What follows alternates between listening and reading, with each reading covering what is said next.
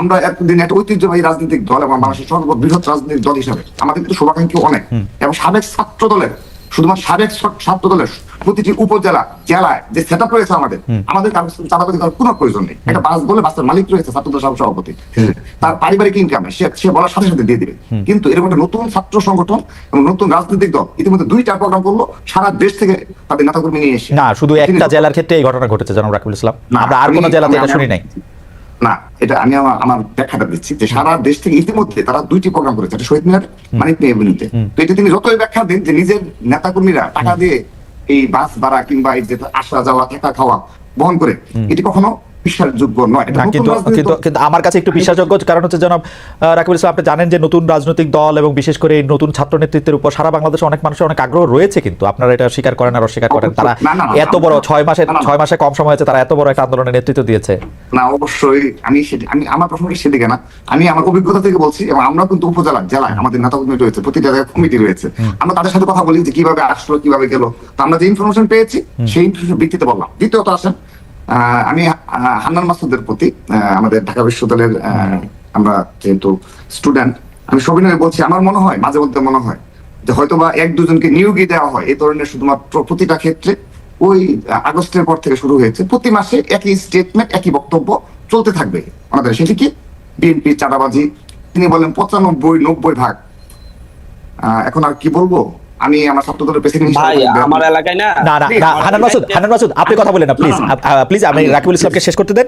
যে রাকিবুল ইসলাম যেহেতু একটা বিরতি পড়লো, এটাতে আমি একটু আপনার স্মরণ করাই দিই যে সেটা শুধু হান্নান মাসুদ বলতেছেন, ব্যাপারটা তো এরকম না।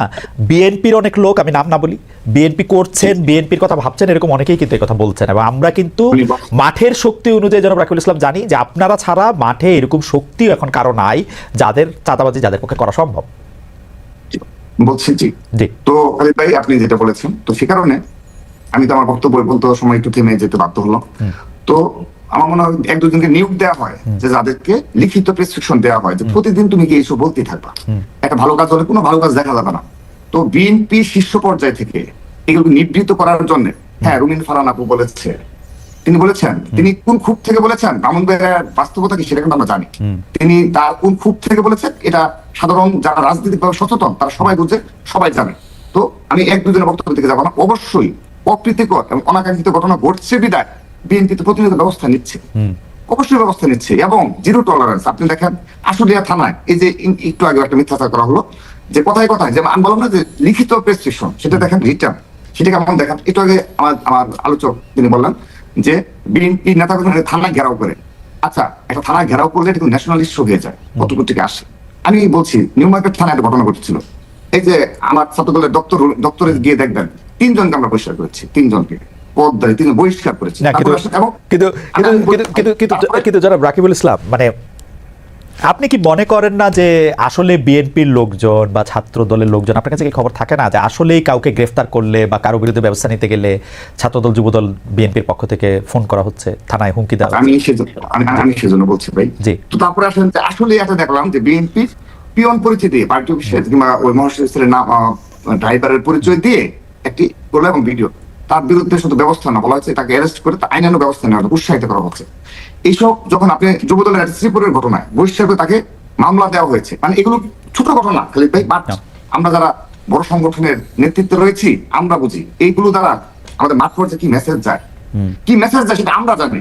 আপনি একটি ঘটনা দিয়ে পুরো বাংলাদেশে নেতাকর্মীদের শিক্ষা দেওয়া হয়েছে, তুমি যদি করো পার্টি তোমার দায় নেবে না, নিবৃত্ত করা যায়। আমরা সেই প্রক্রিয়ায় রয়েছি, এবং আমি একজন সচেতন রাজনীতিক ছাত্র সংগঠনের প্রেসিডেন্ট হিসাবে বলছি, বিএনপির পক্ষ নিয়ে না।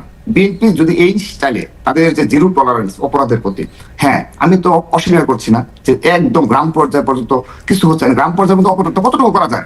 এই যে মংলা পোর্ট বলেন, চট্টগ্রাম পোর্ট বলেন, হ্যাঁ, সচিবালয় বলেন, এখানে যাদের যাতায়াত রয়েছে তারা যে ধরনের, আমার মনে হয় আমি জনাব রাকিবুল ইসলামের ইঙ্গিতটি বুঝতে পেরেছি। আমার প্রশ্ন শুরু করার আগে আপনি কি শেষ করেছেন জনাব রাকিব?